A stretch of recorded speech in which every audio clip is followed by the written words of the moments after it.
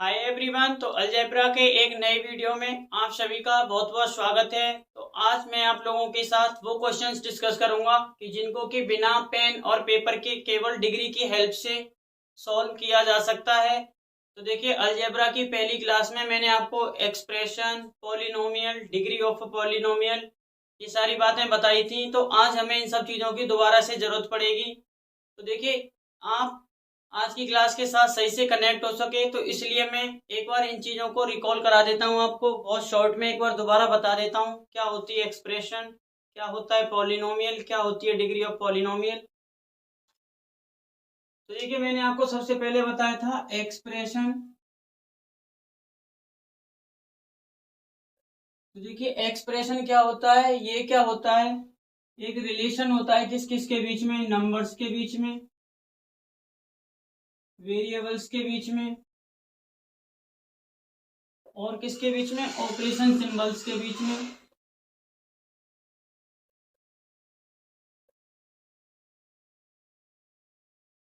तो एक्सप्रेशन क्या होती है, ये कॉम्बिनेशन होता है नंबर्स का, वेरिएबल्स का एंड ऑपरेशन सिंबल्स का। अगर एग्जांपल की बात करें तो इसको ऐसे समझिए, अगर 3x प्लस 4/x+5, तो ये क्या है, एक एक्सप्रेशन है। और देखिए, ये x क्या है, वेरिएबल। 3, 4, 5 ये क्या है, नंबर्स। और देखिए, ये जो प्लस का साइन आ रहा है ये क्या है, operation symbol. Plus, minus, multiply, divide, ये क्या होते हैं, ऑपरेशन सिंबल। अब देखिए, एक्सप्रेशन से पॉलिनोमियल किस तरह अलग होता है।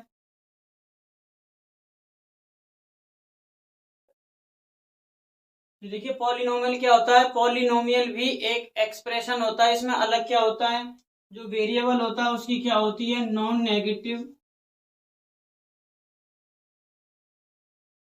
नॉन नेगेटिव इंटीजर पावर होती है।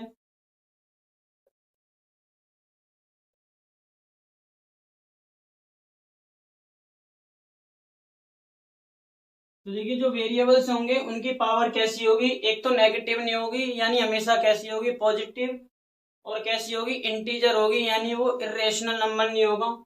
फॉर एग्जाम्पल, अगर आपको इस तरह से दिया है 4x² y+3√y+5, तो देखिए ये क्या है, एक एक्सप्रेशन तो है, लेकिन ये क्या है, एक पॉलिनोमियल नहीं है, क्योंकि यहाँ y क्या है, वेरिएबल, और इसकी पावर कितनी है, 1/2। तो हमने क्या लिखा है, नॉन नेगेटिव इंटीजर पावर होनी चाहिए, तो 1/2 इंटीजर नहीं होता, तो इसका मतलब ये क्या है, पॉलिनोमियल नहीं है। तो देखिए, पॉलिनोमियल का एग्जांपल हम क्या लिख सकते हैं, 3x³ + 5x² + 9x+2। देखिए, ये क्या है, एक पॉलिनोमियल है। यहाँ देखिए क्या है, वेरिएबल क्या है, x, और देखिए यहाँ पे कहीं भी x की पावर ना तो नेगेटिव है और ना ही नॉन इंटीजर है, यानी इंटीजर पावर्स हैं हर जगह x की। तो ये क्या है, एक पॉलिनोमियल है। तो अब जानते हैं डिग्री ऑफ पॉलिनोमियल।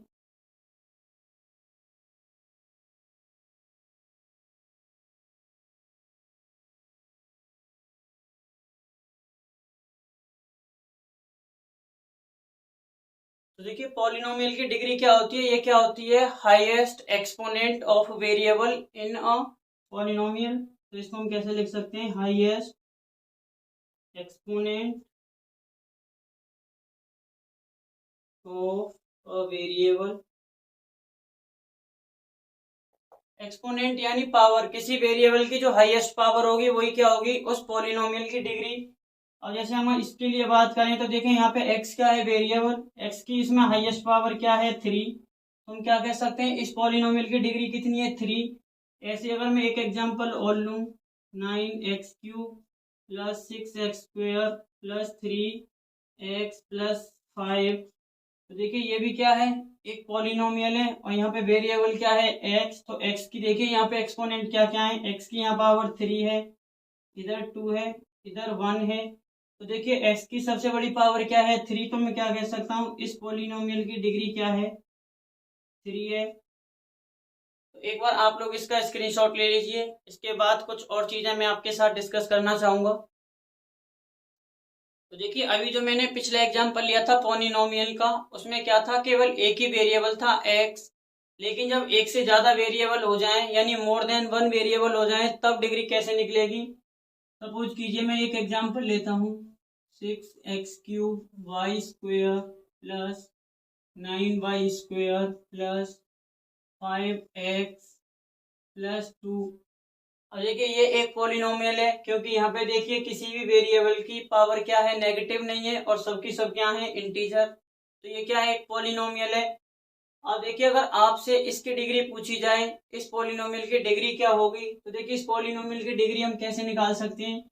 ये क्या होगी, जो हमारे वेरिएबल्स हैं उनकी एक्सपोनेंट यानी उनकी पावर का सम, और वो जो हाईएस्ट सम होगा वही क्या होगा, इस पॉलिनोमियल की डिग्री।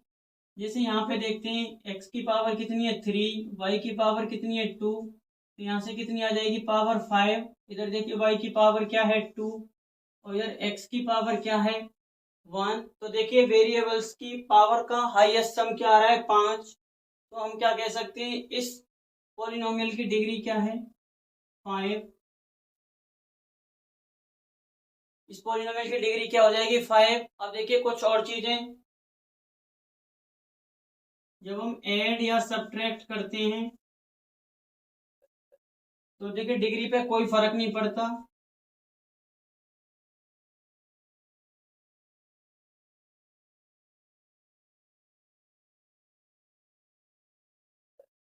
जब हम पॉलिनोमियल्स में कुछ टर्म्स को ऐड या सब्ट्रैक्ट करते हैं तो डिग्री पे क्या है, कोई फर्क नहीं पड़ता। जैसे अगर ऐसे है,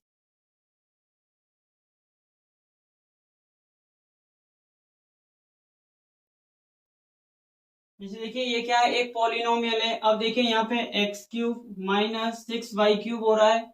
यहाँ पे देखिए 9x³ में से 6y³ को क्या किया गया है, सब्ट्रैक्ट किया गया है, घटाया गया है। तो यहाँ पे देखिए अब ऐसा नहीं होगा कि इस 3 में से ये 3 हम घटा देंगे, पॉलिनोमियल की डिग्री अभी भी क्या रहेगी 3, यानी सब्ट्रैक्ट करने से डिग्री पे कोई फर्क नहीं पड़ेगा।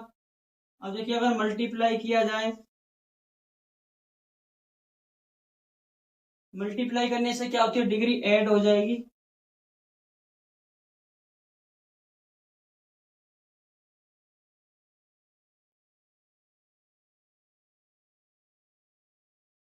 एग्जाम्पल समझिए, जैसे ऐसे है 6x³ मल्टीप्लाई 5y²।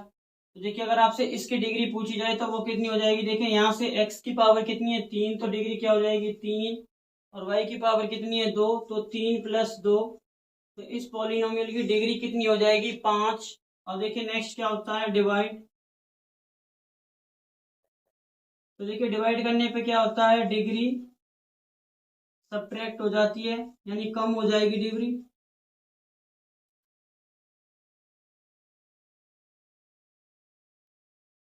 अगर एग्जाम्पल देखा जाए तो ऐसे समझिए, आपको दिया है 5x की पावर 4 इंटू y², और इसको देखिए अगर डिवाइड कर दिया जाए 6x³ से, तो देखिए अब इसकी डिग्री क्या हो जाएगी। देखिए ये क्योंकि ये दोनों आपस में मल्टीप्लाई हो रहे हैं, तो यहाँ डिग्री कितनी हो जाएगी 4 + 2, और नीचे देखिए x की हाईएस्ट पावर कितनी है 3, तो यहाँ हो जाएगा 3। तो अब देखिए डिग्री क्या हो जाएगी 4 + 2 6। अभी क्योंकि डिवाइड हो रहे हैं तो डिग्री क्या हो जाएगी -6 - 3। तो डिग्री कितनी आ जाएगी, इसकी 3 डिग्री आ जाएगी। तो इस तरह से डिवाइड करने पे क्या है, डिग्री घट जाती है।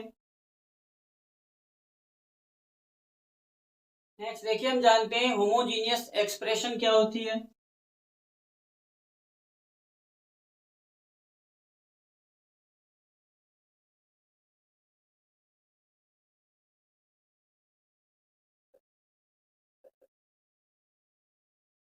तो देखिए होमोजीनियस एक्सप्रेशन क्या होती है, इसको हिंदी में क्या कहते हैं, समघातीय व्यंजक, यानी जिसकी घात क्या हो समान। तो देखिए इसका एग्जाम्पल AB + BC + CA, तो ये क्या है, एक होमोजीनियस एक्सप्रेशन है। तो देखिए आपको पता कैसे लगेगा कि कोई भी एक्सप्रेशन होमोजीनियस है या हेट्रोजीनियस है। तो देखिए अगर किसी भी एक्सप्रेशन के अंदर हर टर्म की डिग्री सेम है तो वो क्या होगी, एक होमोजीनियस एक्सप्रेशन। जैसे यहाँ देखिए x की पावर 1 है, b की पावर 1 है, तो इस टर्म की डिग्री कितनी हो जाएगी 2। यहाँ से देखिए कितनी आ जाएगी 2, और यहाँ से कितनी आ जाएगी 2। यानी हर टर्म की डिग्री जब समान हो, या मैं कहूँ हर टर्म की पावर सेम हो, तब क्या होता है, वो एक्सप्रेशन होमोजीनियस एक्सप्रेशन होता है। तो देखिए डिग्री का यूज करके हम केवल उन्हीं क्वेश्चंस को कर सकते हैं जो कि कैसे होते हैं, होमोजीनियस। तो देखिए एक चीज हमें पता है, डिग्री ऑफ क्वेश्चन किसके बराबर होती है, डिग्री ऑफ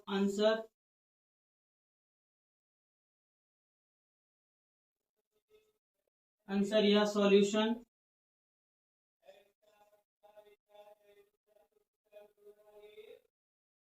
तो देखिए जो डिग्री क्वेश्चन की होती है वही डिग्री किसकी होती है, आंसर की। तो इस चीज का हमें क्वेश्चंस में बहुत अच्छे से इस्तेमाल करना है, इसी चीज को हमें एक्सप्लॉइट करना है। तो एक दो एग्जांपल से मैं आपको क्लैरिफाई कराता हूँ कि किस तरह से हम डिग्री का यूज करके बिना पेन और पेपर के क्वेश्चंस को सॉल्व कर सकते हो। उससे पहले आप लोग एक बार इसका स्क्रीनशॉट ले लीजिए। तो देखिए दोस्तों, डिग्री पे बेस्ड पहला क्वेश्चन, आपको ये क्वेश्चन दिया है, आपसे पूछी हुई है इसकी वैल्यू क्या होगी। तो देखिए अगर इसे आप ध्यान से देखें तो ये क्या है, एक होमोजीनियस एक्सप्रेशन है जिसकी की डिग्री क्या हम निकाल लेते हैं।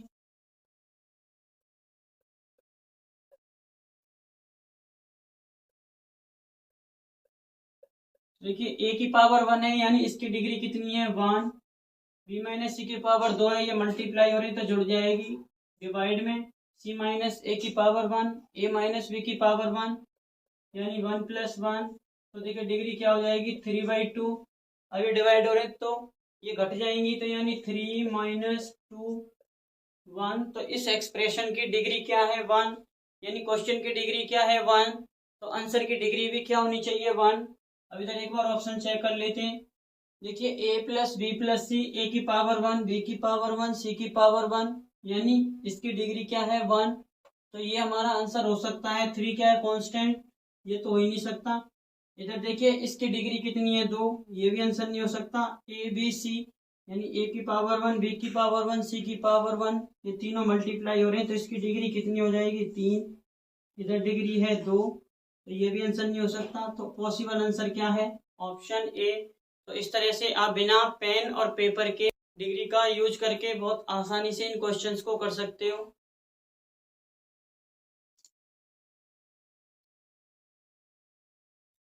तो नेक्स्ट क्वेश्चन देखिए दोस्तों, यहाँ आपको ये एक इक्वेशन दी है, स्क्वायर रूट के अंदर x minus A upon x minus B plus A upon x किसके बराबर दिया है, स्क्वायर रूट के अंदर x minus B upon x minus A plus B upon x, और आपसे x की वैल्यू पूछी हुई है।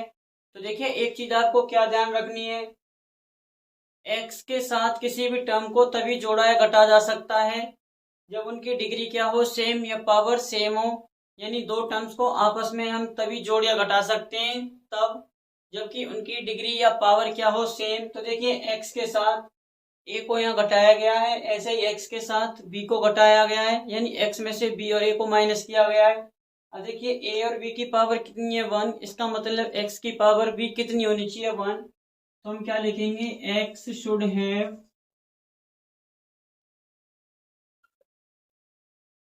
डिग्री 1, यानी x की डिग्री कितनी होनी चाहिए, 1। यानी जो हमारा आंसर निकल के आएगा उसकी डिग्री 1 होनी चाहिए। अब देखिए एक बार ऑप्शन चेक कर लेते हैं, इसकी डिग्री क्या हो जाएगी, 1 प्लस 1 अपॉन 1 यानी 1। अब देखिए ये क्या है, कांस्टेंट, इसकी डिग्री क्या हो जाएगी, 0। तो ये आंसर नहीं हो सकता। इसकी डिग्री क्या हो जाएगी, 1 अपॉन 1 यानी 0, ये भी आंसर नहीं हो सकता। ऐसे इसकी डिग्री भी 0 हो जाएगी, तो ये भी आंसर नहीं हो सकता। तो एक ही ऑप्शन है जिसमें कि डिग्री कितनी आ रही है, 1। तो हम क्या कह सकते हैं, ऑप्शन ए क्या हो जाएगा इस क्वेश्चन का सही आंसर। यानी x की वैल्यू कितनी है, A B upon A plus B, और ये हम डिग्री की हेल्प से बिना सॉल्व किए कह सकते हैं। तो इस क्वेश्चन में देखिए आपको इस एक लंबी सी इक्वेशन की वैल्यू बतानी है। तो देखिए यहाँ हम डिग्री का कैसे इस्तेमाल करेंगे, कैसे बिना पेन और पेपर के इस क्वेश्चन को आप लोग कर सकते हो। तो देखिए ये क्या है, एक होमोजीनियस एक्सप्रेशन है, तो इसकी डिग्री देखिए क्या हो जाएगी, ए की पावर कितनी है, 3 प्लस देखिए बी स्क्वायर माइनस सी स्क्वायर।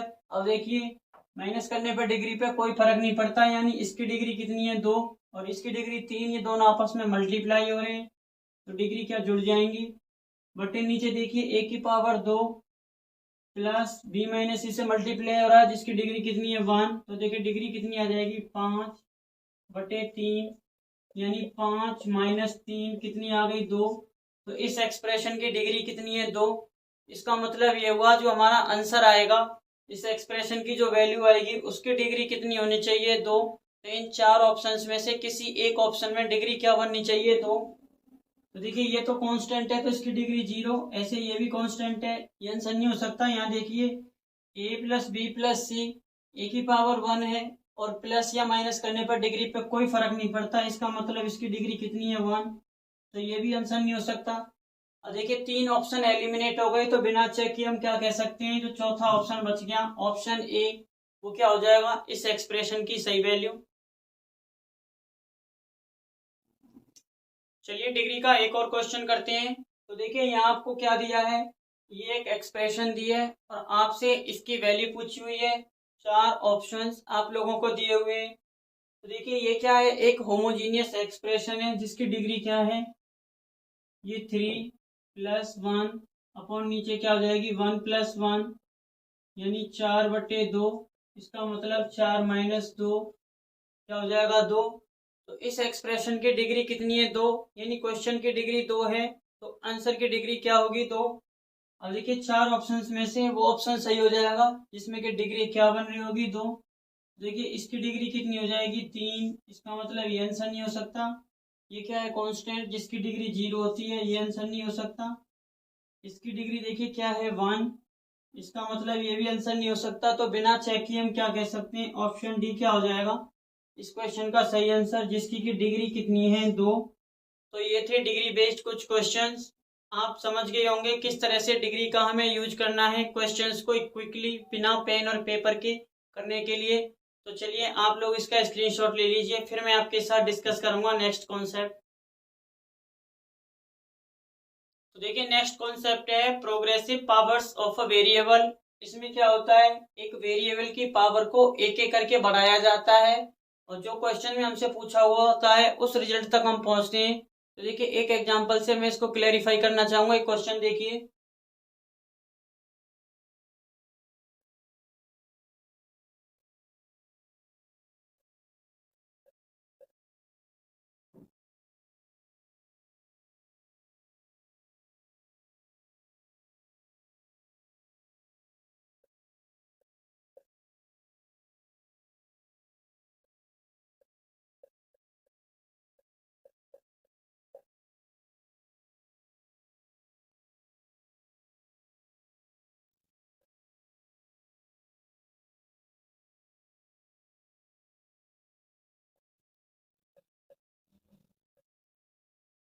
तो देखिए क्वेश्चन में क्या दे रखा है, अगर x² प्लस 2x के बराबर है तो आपसे वैल्यू पूछी है x की power 4 minus x³ plus x² plus 2 की। तो देखिए आपको दे क्या रखा है, x² प्लस 2 किसके बराबर है 2x के। ये मैंने मान ली इक्वेशन 1। अब देखिए मैं क्या करता हूँ इक्वेशन 1 को 1 से सॉरी x से मल्टीप्लाई कर देता हूँ तो ये क्या हो जाएगा x³ प्लस 2x, ये किसके बराबर हो जाएगा 2x² के। ये हमने मान ली इक्वेशन 2। अब देखिए हम फिर से क्या करते हैं इक्वेशन 2 को x से मल्टीप्लाई कर देते हैं, x की पावर 4 प्लस 2x², ये किसके बराबर हो जाएगा 2x³ के। ये हो गई इक्वेशन 3।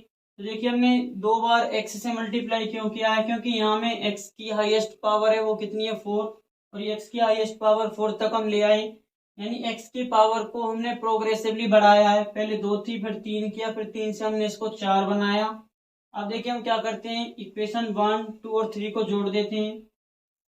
देखिए जोड़ने पर क्या होगा, ये 2x² इधर है और ये इधर है तो ये कट जाएंगे, 2x से ये 2x कट जाएगा।